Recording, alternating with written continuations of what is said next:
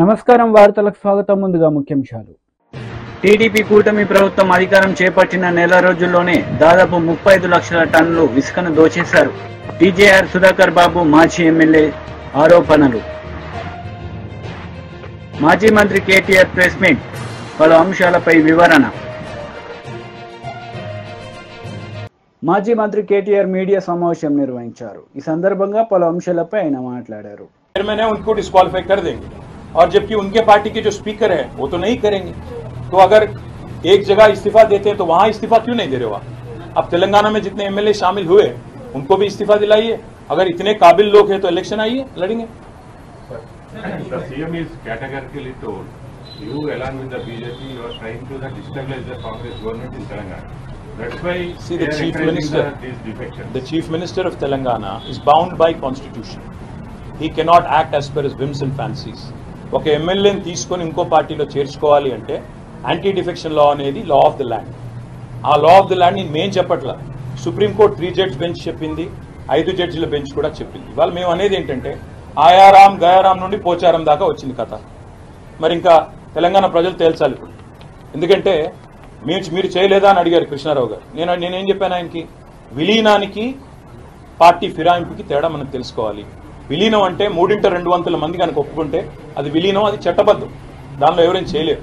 కానీ నేను అనేది ఏంటంటే ఇప్పుడు ఇక్కడ జరుగుతున్నది ఏంటి, 38 మంది ఎమ్మెల్యేలు, 7 ఎమ్మెల్యేలు ఎవరి పార్టీకి వారు ఎప్పటికప్పుడు మారారు. అందులో ఒక ఆయన మా పార్టీ టికెట్ మీద ఎమ్మెల్యేగా గెలిచి ఇవాళ ఎంపీగా పోటీ చేశారు కాంగ్రెస్ టికెట్ నుంచి. కాబట్టి ఇంతకంటే ఓపెన్ అండ్ షట్ కేసు ఏమి ఉండదు. తెలంగాణ ముఖ్యమంత్రి గారి మనసులో ఏమున్నా, రాహుల్ గాంధీ గారు ఎన్ని ఆశీర్వాదాలు ఇచ్చినా వాస్తవం ఏంటంటే ఇది చట్టసమ్మతం కాదు, చట్టబద్ధం కాదు, రాజ్యాంగబద్ధం అంతకంటే కాదు. కాబట్టి మేము ఢిల్లీలోనే కొట్లాడతాం. ఏ రాహుల్ గాంధీ గారు అయితే రాజ్యాంగాన్ని పట్టుకుని పోజులు కొడతారో ఆయనకు కూడా రాజ్యాంగం కాపీ పంపిస్తాం. పంపించి ఆయన కూడా చెప్తాం చదువుకోండి బాబు అప్పుడప్పుడు. నేను అనట్లేదు రాజ్యాంగబద్ధం కాకపోతే తెలుసుకోండి. 10th షెడ్యూల్ చదవండి.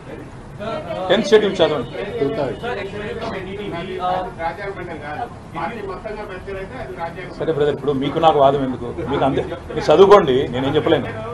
సరే okay. Very who statement? The MLAs and the MPs that are elected, they say that it is their individual right and this right has been given to them by the Constitution of India. What's your stand on it? And secondly, you are alleging that 50 crores to 100 crores rupees must have been given by the Congress party to these MPs and MLAs. Will you demand a thorough investigation into this case? Brother, I don't think you followed what I said. I said that Siddaramaiah ji जो कर्नाटका के मुख्यमंत्री हैं, उन्होंने स्वयं कहा कि उनके MLAs को आज 50-50 करोड़ देके बीजेपी खरीद रही है. मैं इसलिए सिद्धरामैया जी से, राहुल जी से, खड़गे जी से पूछ रहा हूं कि अगर कर्नाटक में अगर दाम जो है, वहां की रेट जो है अगर 50 करोड़ है, तेलंगाना में कितना दे रही है कांग्रेस?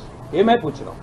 कर्नाटक में एक नीति, यहाँ पे दूसरे जगह कोई और नीति नहीं होगी. आज इस जैसा आपने कहा, ये सिद्धरामैया जी का कहना है, मेरा नहीं है, आप देख लो. और दूसरी बात, एमएलए का कोई राइट, इंडिविजुअल राइट नहीं होता brother. You are bound by constitution, you are bound by your party law. MLA का अपना खुद का कोई ओपिनियन या उसका खुद का कोई मन नहीं होता. इसलिए तो एंटी डिफेक्शन लॉ आया इंडिया में 1985 में. 2/3 अगर मिलता है तो मर्जर होता है वो लेजिस्लेचर का. इस हद तक कानून साफ है. उसके बारे में भी काफी सारा जजमेंट है. I can give you a copy to read. All I am saying, of course we'll go to Election Commission of India, we'll approach Supreme Court, we'll meet Lok Sabha Speaker, we'll meet Rajya Sabha Chairman, we'll also meet President of India. Or is it after High Court decision? We will plan our course of action in days to come. KTR గారు हम फिर वापस आएंगे 4-5 दिन. మీ 2 టర్ముల్లో జరిగింది నైతికంగానే జరిగిందని వచ్చా?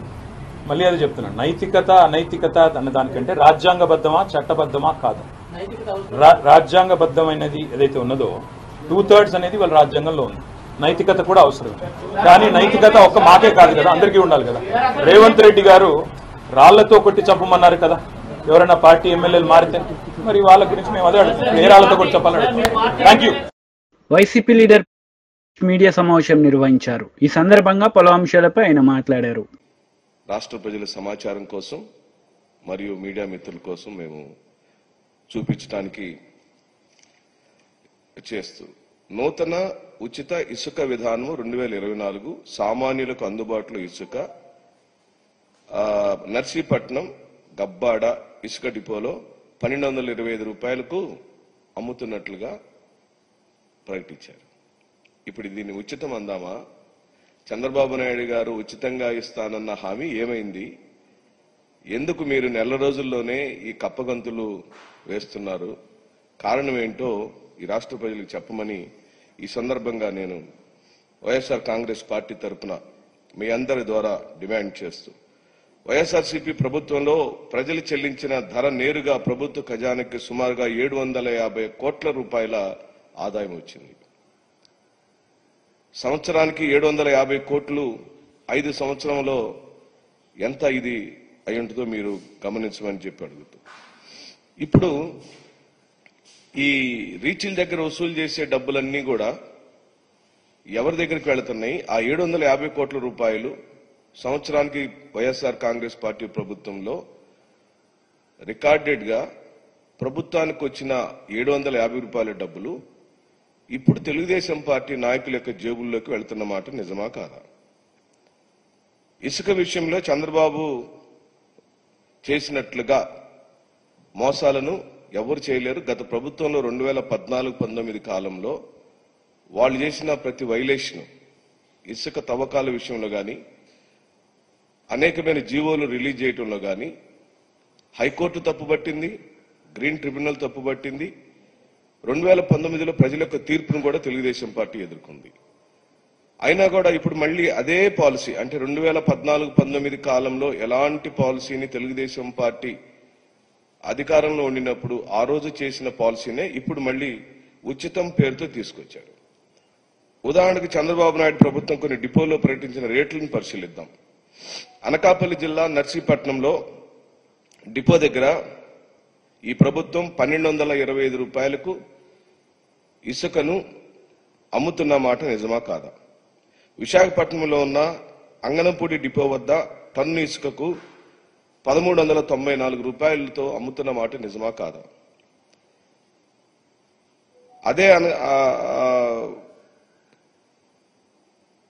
ఇదే రేట్లతో దాదాపుగా ఇప్పుడు తెలుగుదేశం పార్టీ ఏ రేట్లతో అయితే, ఎన్డీఏ కూటమి ఏ రేట్లతో అయితే ఫ్లెక్సీలు వేసి రీచ్ల దగ్గర పెట్టారో, జగన్మోహన్ రెడ్డి గారి ప్రభుత్వం కూడా అదే రేట్లతో అమ్మితే తద్వారా ప్రభుత్వానికి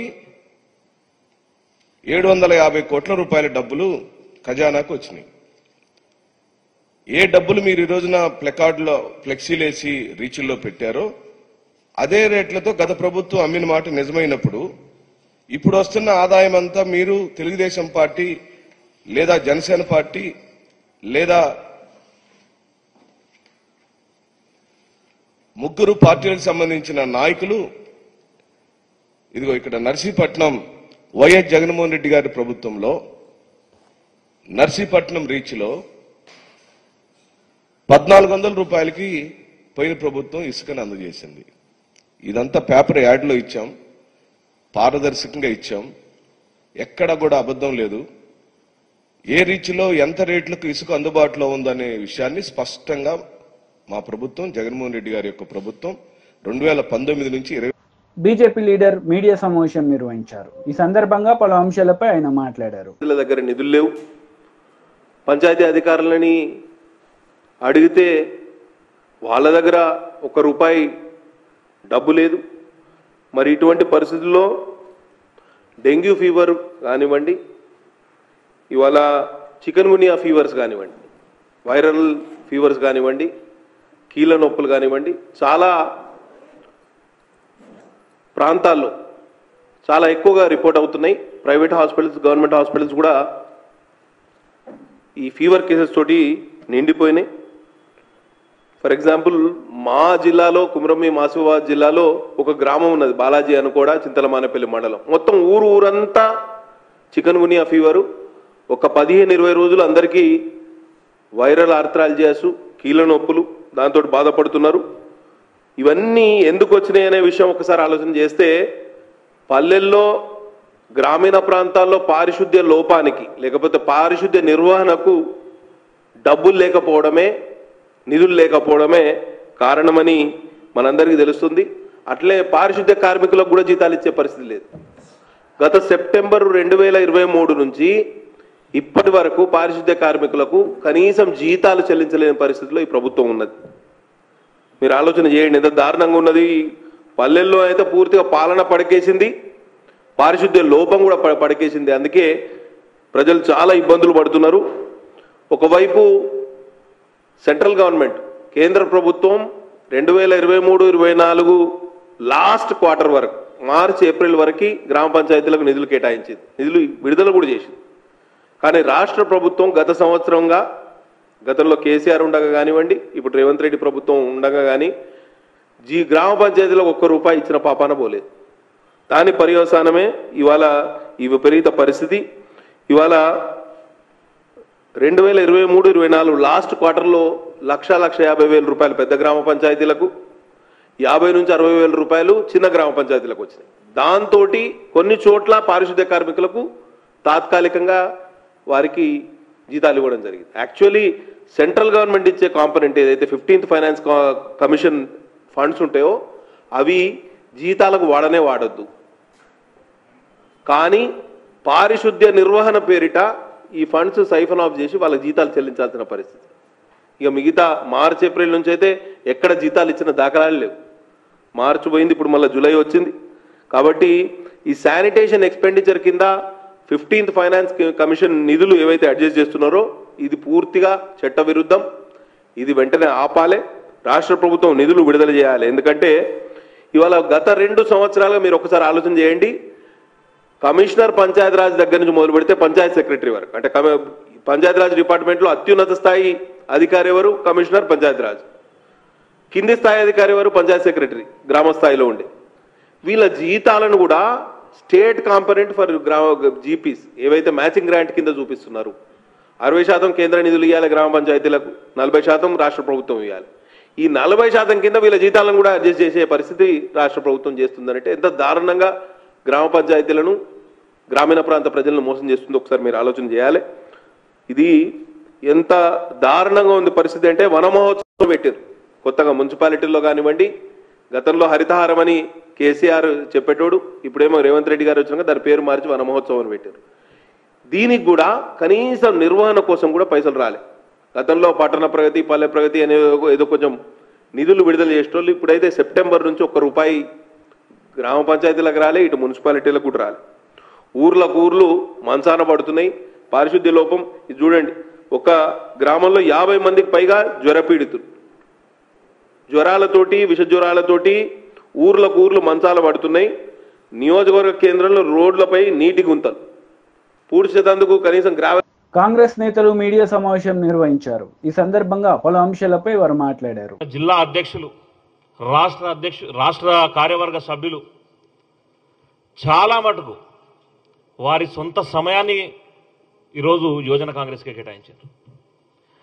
ఈ 3.5 సంవత్సరాలలో వాళ్ళు పడ్డ కష్టాలు, ఆర్థికంగా అన్ని విధాలుగా నష్టపోయారు. వాళ్ళ జీవితంలో ఈ 3.5 సంవత్సరాలు ఎంత క్రియాశీలకంగా ఉండేనో అందరికీ తెలుసు. ఏ వ్యాపారం చేయకుండా కేవలం ఆర్గనైజేషన్ మీద పనిచేసిన ప్రతి ఒక్కరిని కూడా ఖచ్చితంగా మనసులో పెట్టుకుంటాం. ఎవరెవరు ఏ జిల్లాలో పనిచేసినరో, ఎక్కడెక్కడ స్పోక్ పర్సన్స్ కానీ, జిల్లా అధ్యక్షులు కానీ, ఎవరి బాధ్యతలు వాళ్ళు, రాష్ట్ర కార్యవర్గ సభ్యులు, ఉపాధ్యక్షులు, జనరల్ సెక్రటరీలు వారందరినీ కూడా వారి వారి విధంగా ఒక్కొక్కరు ఒక్కొక్క పాత్ర పోషించి పెద్ద ఎత్తున వాళ్ళు పనిచేయడం జరిగింది.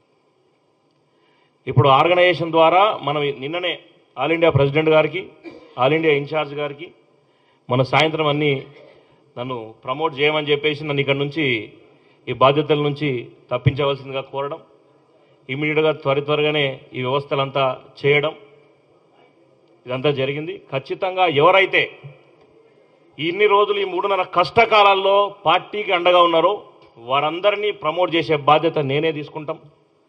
సీనియర్ కాంగ్రెస్లో కానీ, అదేవిధంగా రాబోయే గవర్నమెంట్కి సంబంధించినటువంటి గవర్నమెంట్లో ఉన్నటువంటి ముఖ్యమైన పాత్రల్లో కూర్చోబెట్టే బాధ్యత కూడా పెద్దలు, ఇక్కడ చామల కిరణ్ ఎంపీగా ఉన్నారు, మహేష్ అన్న ఇప్పుడు వర్కింగ్ ప్రెసిడెంట్గా ఉన్నారు. ఖచ్చితంగా రాష్ట్రంలో నేను పెద్ద స్థాయిలో మీ అందరినీ కూడా ఎక్కడెక్కడ ఎవరు ఇబ్బంది, ఎందుకంటే చాలామంది ఫోన్లు కూడా చేస్తూ ఉన్నారు, అన్న మా ఏజ్ అయిపోయింది, మేమేంది నెక్స్ట్ మా పరిస్థితి ఏంది అని. వయసు అయిపోయిన అందరినీ కూడా సీనియర్ కాంగ్రెస్లో ప్రముఖ పాత్రలో పెట్టే బాధ్యత కూడా నేను తీసుకుంటాను, మీ అందరికీ మాటిస్తా ఉన్నా. ఖచ్చితంగా దాని విషయంలో ఎవరు అధైర్యపడాల్సిన అవసరం లేదు. కొత్త రక్తాన్ని కొత్త జనరేషన్ని తీసుకోవాలి. కానీ 2020 నుంచి 23 చేసినటువంటి యువజన కాంగ్రెస్ని తెలంగాణ రాష్ట్ర కాంగ్రెస్ పార్టీ ప్రతి కార్యకర్త గుర్తుపెట్టుకుంటారు. మండల స్థాయిలో, గ్రామ స్థాయిలో, తాలూకా స్థాయిలో, జిల్లా స్థాయిలో ఏ విధంగా ప్రొటెస్టులు చేసిండ్రు. 448 మంది యూత్ కాంగ్రెస్ నాయకుల మీద ఈరోజు కేసులు పెట్టిండ్రు. చాలామంది కేసులకే తిరుగుతున్నారు, సొంత పైసలు ఖర్చు పెట్టుకొని కేసుల కోసం తిరుగుతున్నారు. వాళ్ళందరినీ ఆదుకునే బాధ్యత కాంగ్రెస్ పార్టీ చూసుకుంటుంది. పెద్దలం అందరితో పాటు చర్చించి వారి జిల్లాలలో ఏర్పాటు చేసే బాధ్యత తీసుకుంటాం. నూతనంగా ఏదైతే మనం కార్యక్రమం చేస్తున్నాం, ఈ నూతనంగా ఎలక్షన్స్ రాబోతున్నాయి కాబట్టి కొత్త అధ్యక్షుడు వచ్చే వరకు అందరినీ సామరస్యంగా తీసుకోవాల్సిన బాధ్యత యువజన కాంగ్రెస్ నాయకుల మీద ఉందని మీ అందరికీ తెలియజేస్తూ, ఎలక్షన్స్లో నామినేషన్ ప్రక్రియ కాబట్టి రేపు 11 నుంచి 20 వరకు జరిగే నామినేషన్లో జిల్లా అధ్యక్షులుగా, రాష్ట్ర కార్యవర్గ సభ్యులుగా, అసెంబ్లీ బీఆర్ఎస్ లీడర్ మీడియా సమావేశం నిర్వహించారు. ఈ సందర్భంగా పలు అంశాలపై ఆయన మాట్లాడారు. ఇలా హెల్త్ సిటీ అందుబాటులో తీసుకొచ్చేటువంటి కేసీఆర్ గారి సంకల్పాన్ని కూడా దురుద్దేశపూర్వకంగా మరి దాన్ని పక్కకు పెట్టారు. ఈ రకంగా మరి రేవంత్ రెడ్డి గారి ప్రభుత్వం వ్యవహరిస్తూ ఉన్నది.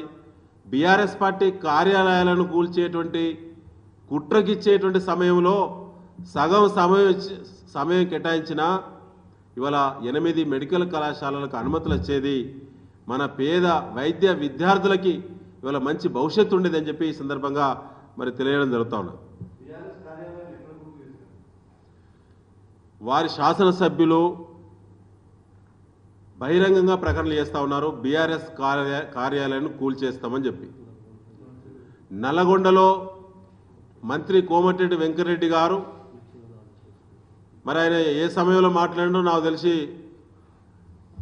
తప్పదాగే మాట్లాడిండేమో. బహిరంగంగా కేబినెట్ మంత్రి కార్యాలయాన్ని కూల్చండి అని చెప్పిండు. వరంగల్లో పశ్చిమ శాసనసభ్యులు రాజేంద్ర రెడ్డి గారు ప్రెస్ మీట్ పెట్టి డైరెక్ట్గా మేము కూలుస్తాం, ఏం చేస్తారో చేసుకోండి అని చెప్పి బహిరంగంగా ప్రెస్ మీట్లోనే ప్రకటించాడు. ఇవాళ రాజశేఖర రెడ్డి గారు ముఖ్యమంత్రి ఉన్నప్పుడు కూడా వారి పార్టీకి కూడా భూ కేటాయింపులు జరిగినాయి. వారికి ఏ జీవో ద్వారా అయితే భూ కేటాయింపులు జరిగినాయో ఆ జీవోను అనుసరించే బీఆర్ఎస్ పార్టీ జిల్లా కార్యాలయాలను నిర్మించుకున్నది తప్ప మరొకటి కాదనేది కాంగ్రెస్ పార్టీ ఆలోచన చేయాలి. ఇక వాళ్ళు గట్ల మాట్లాడుకుంటూ పోతుంటే బీఆర్ఎస్ కార్యకర్తలు ఊరుకోరు. ఇలా 60 లక్షల సభ్యత ఉన్నటువంటి బీఆర్ఎస్ పార్టీ భవనాలను కూలుస్తామని చెప్పి అనుకుంటే వాళ్ళ అవివేకమే. గాంధీ భవన్ చరిత్ర తెలిసిన వాళ్ళు కూడా ఉన్నారు. గాంధీ భవన్ కూడా మీరు ఏ విధంగా వాడుకుంటున్నారో దానికి సంబంధించినటువంటి లొసుగులేందో కూడా మాట్లాడాల్సి వస్తుంది.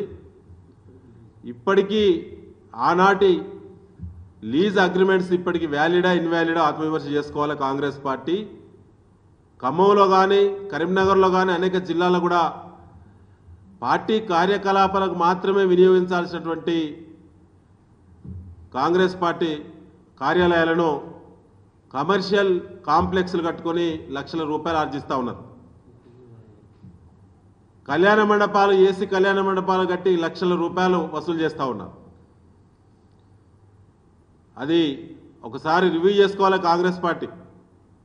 కార్యాలయాల కూల్చివేత నల్లగొండకు, వరంగల్కే పరిమితమా?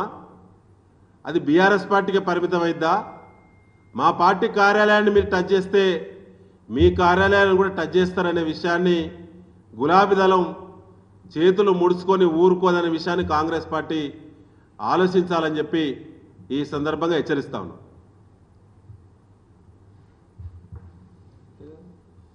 Thank you.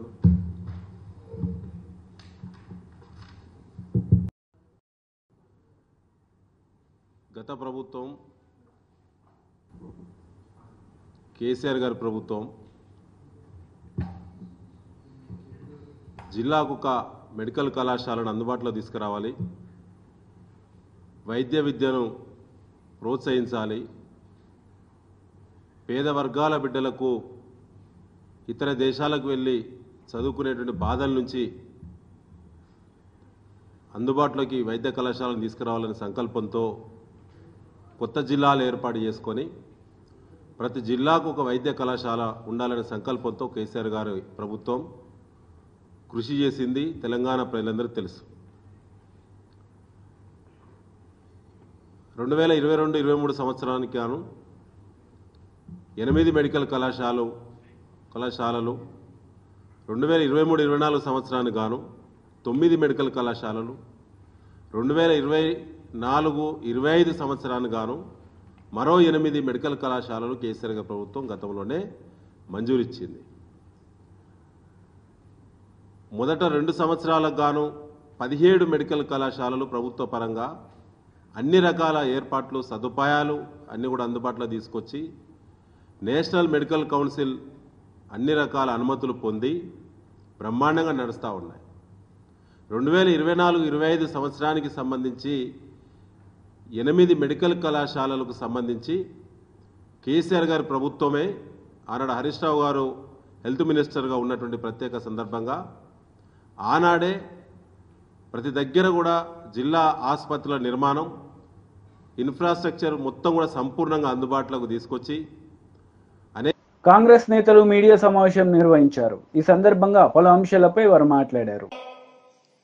విభజన తర్వాత ఉనికి కోల్పోయినటువంటి కాంగ్రెస్ పార్టీ తెలంగాణలో కాంగ్రెస్ అధికారంలో ఉంది కాబట్టి అక్కడి ముఖ్యమంత్రి కాస్త సాయం చేస్తారనో మరి ఆర్థిక సాయమో మాట సాయమో అలాగే పక్కనున్న మరో పొరుగు రాష్ట్రమైన కర్ణాటకకు వెళ్లి అక్కడ ముఖ్యమంత్రిని ఉప ముఖ్యమంత్రిని ఆహ్వానించిన వాళ్ళు రాని వైనం కాంగ్రెస్ పార్టీ వాళ్ళు అయినప్పటికీ షర్మిల గారు ఆహ్వానించిన రాని వైనం మనం చూశాం. కాస్త ఘనంగా జరపాలనుకుని ఏదైతే వాళ్ళ తాపత్రయం ఏదైతే ఉండిందో నిన్నటి రోజున తెలంగాణ ముఖ్యమంత్రిగా కాంగ్రెస్ ముఖ్యమంత్రిగా ఉన్న రేవంత్ రెడ్డి గారు తన మంత్రివర్గ సహచరులను అందరినీ తీసుకుని మంగళగిరిలో సాయంకాలం పూట ఒక సమావేశాన్ని షర్మిల గారి కోరిక కోసం నిర్వహించడం జరిగిందో ఆ సంస్మరణ సభలో ఉండవల్లి గారు కేవీపీ గారు మరి కొంతమంది నాయకులు మాట్లాడుతూ రాజశేఖర రెడ్డి గారితో వారికి ఉన్న అనుబంధం ఆయన చేసిన మంచి పనులు వాటి గురించి మాట్లాడడం జరిగింది. అంతేకాకుండా కొందరు ఒక అడుగు ముందుకు వేసి తిరిగి కాంగ్రెస్ పార్టీ ఆంధ్రప్రదేశ్లో మళ్లీ లేచి నిలవాలని కోరుకోవడం జరిగింది. కానీ వాళ్ళందరూ కన్వీనియంట్ గా మర్చిపోయిన ఒక అంశం ఏదైతే ఉందో విభజన చట్టం ద్వారా ఆంధ్రప్రదేశ్ ని అన్ని విధాలుగా నడ్డి విడిచిన కాంగ్రెస్ పార్టీ ముఖ్యంగా ఆంధ్రప్రదేశ్ లో భూస్థాపితమైంది కాబట్టి దానికి జవసత్వాలు లేని పరిస్థితి వచ్చింది కాబట్టి దాన్ని ఎలాగైనా మళ్లీ లేచి నడిచేలా చేయాలనే వాళ్ళ తాపత్రయం తప్పు కానప్పటికీ ఆచరణ సాధ్యం కాని విషయంగా మనందరికీ తెలుసు. స్వర్గీయ వైఎస్ఆర్ గారి గురించి ప్రతి ఇంట్లో ఏ విధంగా అయితే ఈరోజు ఆయన చిత్రపటాన్ని నమస్కరించుకుని వాళ్ళ భవిష్యత్తుకు బాటలు. వార్తలు ముగించే ముందు ముఖ్యాంశాలు మరోసారి. టీడీపీ కూటమి ప్రభుత్వం అధికారం చేపట్టిన నెల రోజుల్లోనే దాదాపు 35 లక్షల టన్నులు ఇసుకను దోచేశారు. టీజేఆర్ సుధాకర్ బాబు మాజీ ఎమ్మెల్యే ఆరోపణలు. మాజీ మంత్రి కేటీఆర్ ప్రెస్ మీట్, పలు అంశాలపై వివరణ. ఈ వార్తలు ఇంతటితో సమాప్తం. తిరిగి ప్రసారమయ్యే వార్తలు మళ్ళీ కలుద్దాం. అంతవరకు సెలవు. నమస్తే.